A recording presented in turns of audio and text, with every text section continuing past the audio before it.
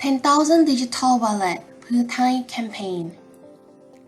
The table of content includes 6 main topics, and those are the policy overview, the effect on the economy, fiscal sustainability, fiscal stand, intergenerational debt burden, and policy recommendation.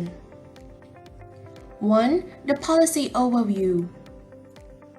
Who is eligible to receive 10,000 baht? Those who are Thai citizens aged 16 years old and above, with income not exceed 70,000 baht per month and deposit not exceed 500,000 baht will be eligible to receive 10,000 baht digital money from the government. Some condition of this scheme has changed if compared between the period during the election campaign and forming a government. During the election campaign, no borrowing money to finance the scheme, give to all Thai citizens aged 16 and older, payment will begin on February the 1st, 2024, pay all in one payment, use blockchain technology, and can be spent within 4 kilometers of the address list on the house registration. However, after forming a government, need to borrow money to finance the scheme, add the characteristic of the recipient so that not just anyone can get the money. Payment will be postponed until May 2024. It is unclear if payment will be one time or split into installment. Use existing technology as a Baht application. Expand the spending area to the district area according to house registration. And how government finance this policy? The scheme required 560 billion Thai baht in funding. There are limited details on how it would be financed as the official press release has not yet been announced. However, according to Bangkok Post, there are two portions to finance this policy. The first is fiscal budget from fiscal year 2024 and second is borrowing bill. What can digital wallet be used to buy? Of course, digital wallet can be used to buy food and consume goods only. It cannot be used to buy goods online and services, utility bill and fuel, pay off debt, educational expense, valuable as diamond, gem or gold, cannot be converted into cash or digital asset, and you cannot consume sin products such as cigarette, cannabis, and liquor. Where can digital wallet be used? Purchase could be made only at the store listed in the district where the recipient home is registered. There is no need to register in the tax system for all shops, grocery store, hawker, stalls, and also shops that are in the Baht app. It can be transferred to other people. And also, shops are required to register to join the scheme and they must be in the tax system if they want to convert digital money to cash. The effect on the economy. To analyze the effect of the 10,000 digital wallet, we separate it into two, the positive effect and the negative effect. The positive effect on the economy. First, increase in consumption. This 10,000 digital wallet scheme will allow Thai citizens aged 16 years old and above, plus the condition of income and deposit to receive the digital wallet. Once people get the money, they can use it to buy goods and food to increase their consumption. Hence, it will contribute to the economic growth. Second, this policy will benefit Thai businesses, as people will receive money to spend, hence it increases their purchasing power. Therefore, it will further advantages the Thai business and the economy. Third, short-term economic stimulus. Under Pheu Thai, the injection of cash from the one-time giveaway will enable people to have digital money, meant to stimulate the country economy. It was expected that the handout money would be circulated all over the country and consequently result in expansion. Fourth, it would also benefit the country's future financial measure, as this 10,000 digital wallet scheme would bring Thailand a new format of monetary system through blockchain technology.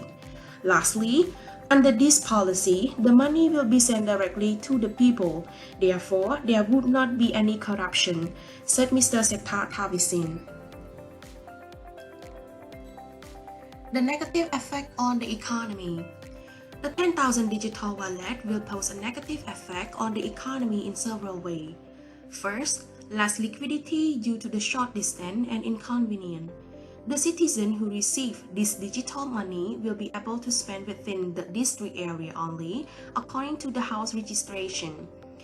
It is inconvenient as it cannot be transferred to one another. With these two obstacles, the velocity will be lower and the consumption and economic growth will not be as much as targeted. This is according to the projection from the Bank of Thailand. The second negative impact is that more deficit will be generated. To implement this scheme, a budget of 560 billion baht is required in funding. However, there is not yet an official announcement from the government on how it will be financed. According to Bangkok Post, the scheme will be financed by using the fiscal budget from fiscal year 2024 and the borrowing bill. Therefore, in the future, as the government spends more, the deficit will increase. This will further lead to an increase in public debt that will consequently reduce consumer and business confidence, distort resource allocation, and increase taxes. Besides, since the scheme will be financed by borrowing bill, hence, in the future, it will subject to principal and interest payment. Therefore, it will affect the economic growth. According to Mr. Amontep, said to Bangkok Post on 20 November 2023, large corporations would benefit from the scheme rather than small and medium-sized enterprise and small shops. In addition, another speak from Mr. Somchai said that this 10,000 digital wallet will lead to long-term opportunity costs and hurt fiscal discipline. The reason why it could violate the State Fiscal and Financial Discipline Act is that the country has shown no sign of being in a crisis that needs such a scheme to urgently shore up the economy. Next, the digital wallet scheme would increase the public debt. However, from the projection, the debt to GDP will not reach 70%. Lastly, Thailand credit rating could be downgraded following concern over the state of the country, finance, and debt burden. Is 10,000 digital wallet effective? According to Prime Minister Sethar Thavisin, to implement this scheme, the budget plan of 560 billion baht will be financed. The target of this policy implementation is to reach 5% economic growth in 2024. On the other hand, the Bank of Thailand made a forecast on how the 10,000 digital wallet scheme would affect the Thai economy. They said that the scheme would produce a fiscal multiplier of roughly 0.3 to 0.6, implying that for every 100 baht spent, the GDP will increase by 30 to 60 baht. GDP growth in 2023 was reported as 2.4. Without considering the 10,000 digital wallet scheme, in 2024, the GDP growth would increase to only 3.2. However, with the inclusion of digital wallet scheme, the GDP growth will increase to 3.8. Therefore, we could make a comparison between 2023 to 2024 that the GDP growth change will be 1.4. It should be noted that to implement this scheme, the government will need a budget of 560 billion baht to finance. This amount is equivalent to roughly 3% of GDP, sourced from IMF. Therefore, it can be concluded that the effect of the scheme is lower than the expenditure. The government spent 3% of GDP, however, the economic growth is only 1.4. Also, in the year 2025 onward, the GDP growth will start to decrease again, and the figure will be lower than the GDP growth in 2024, as shown on the slide. So to sum up, in our opinion, this 10,000 digital wallet scheme is not that effective for the economic growth. Fiscal sustainability analysis. To analyze whether or not the 10,000 digital wallet scheme by Thai certified fiscal sustainability, it will take into account automatic debt dynamic, primary balance, and change in debt. The three categories will be highlighted by different colors as shown on the screen. First, let's start with the year 2024. The fiscal year 2024 demonstrates its automatic debt dynamic by minus 0.2, which signifies that the interest rate R is inferior to the growth rate G. This negative automatic debt dynamic suggests that there would not be a concern regarding the debt explosion. In addition, this figure shows that in the medium-term projection, as well as the extended projection, Thailand will experience only the primary deficit. In 2024, the primary deficit is projected to be 3.6, which results in a change in public debt equal to 3.4. With the inclusion of digital wallet, even though the automatic debt dynamic indicate the absence of concern about debt explosion, the deficit in Thailand this year is much higher than the previous year, posing another risk of increased public debt. On the contrary, in 2025, the automatic debt dynamic depicts its value as equal to 0.3, meaning that the interest rate is superior to the growth rate. It's implied that after 1 year of the scheme implementation, the Thai economy will show concern regarding the debt explosion. For Thailand to ensure that the public debt will not increase, the primary balance should be a surplus one. Unfortunately, in 2025, Thailand still confronts the deficit. Therefore, the public debt will increase. Hence, it can be said that during these 2 years, the year of implementation and the year after implementation, it will not satisfy the fiscal sustainability. In contrast, starting from 2026 onward, the growth rate will be superior to the interest rate, suggesting that Thailand will not show concern about debt explosion. Also, the deficit will keep decreasing over time, making the public debt lower and lower. Therefore, fiscal sustainability will be ensured. And this is the graph showing the contribution to change in public debt. It is the same as the previous figure. However, it is clearer to see that in the future, starting from 2026, the growth rate will be superior and the public debt to GDP will decrease. On the simpler term, public debt will rise but then starting to decline, reflecting favorable interest growth, differentials, and narrowing primary deficit in the medium term. Now, let's analyze the fiscal stance of the fiscal policy.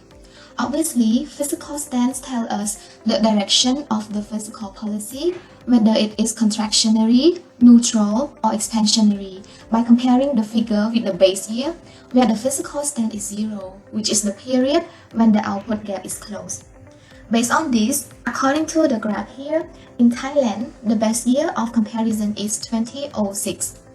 Also, the fiscal stance in 2024 is negative 0.3, meaning that the fiscal policy in 2024 is contractionary as compared to the base year in 2006. The key implication of fiscal stance here is that even though the country experienced deficits implying that fiscal policy is expansionary, fiscal stance in 2024 tells the opposite conclusion as it compares to the base year. Also, based on the projection of fiscal stance over the next 4 periods, it seems like the future fiscal policy is expansionary, as fiscal stance over these periods are estimated to be positive. Now, let's consider the intergenerational debt burden from this policy. Earlier, we already see from the analysis of the fiscal sustainability that the debt is projected to be explosive in the next year, 2025, as the real interest rate is greater than the economic growth rate. Also, together with an increase in primary balance, it will show a sign of worry regarding the public debt. As the government also borrows money to finance the campaign, it is associated with the principal repayment and interest payment. Hence, it is a wake-up call for the government to take action to handle this problem. In that case, the question asks how to pay the debt and how are these debts transferred to the next generation. Well, a simple answer to the first question here is that government needs to collect more tax or increase the tax. However, according to the World Bank report, out of 11 million people filing for personal income tax, only 4 million people actually pay the tax, which is equivalent to 10% of the labor force. This implies that governments cannot increase the tax base. Then, to collect more tax, it is possible that the government needs to introduce the new regimes or increase the tax rate. This is simply because to offset the expenditure incurred by the policy. And here comes the second question, how this gonna impact on the next generation? Actually, if government implements new tax regime, the obvious result is a creation of debt weight loss. On the other hand, if the government resort to increase the tax, for example, by increasing the tax rate, the consequence would be a reduction in disposable income. This in turn will lower the standard of living of people and reduce the purchasing power of the individuals. Also, this will put more burden on the taxpayer if the government increases the tax rate. Well, the story may not end yet. To analyze the impact much more thoroughly, we need to consider the demographic structures in Thailand as well. So it is not surprising that Thailand is moving toward aging society, which can also be proved with the population pyramid here. What's more, it is projected that the labor force in Thailand will decline over time, as can be seen from the figure here. Furthermore, the aging population is expected to increase, whereas the working age population in Thailand is projected to decline over the time. Well, now you might question, what is the implication of the demographic change on the intergenerational debt together when considering the impact of an increase in tax as a result of 10,000 digital wallet policy? Well, a straightforward answer is that these challenges will contribute to higher intergenerational debt burden as future generations may bear the fiscal burden. Also, this challenge will put a heavier burden on taxpayers' shoulder, like the working age individuals. Hence, it is not fair at all when we consider about the intergenerational equity. For a moment, we can see that this policy poses a concern, especially for the next generation in the next period in 2025. Hence, our group would like to discuss the policy recommendation as well. Actually, this policy is viewed as populist policy, so at the end of the day, it will do more harm than good. Also, if the government launch that campaign with an aim of boosting the economic growth, then this policy can just only stimulate the economic growth in the short run. As an economy student, we think that to ensure the long-term sustainable economic growth, the government should redirect the resource allocation to initiate the program that can enhance the labor force participation so as to increase the productions within the country or to invest in more productive investment, for example, in human capital or capital investment such as infrastructure. And lastly, the government policy should be more targeted to a specific group of people, such as the poor or those who live below the poverty line, so that the fiscal policy is more effective. Now, here comes to the end of our presentation. Thank you for your attention.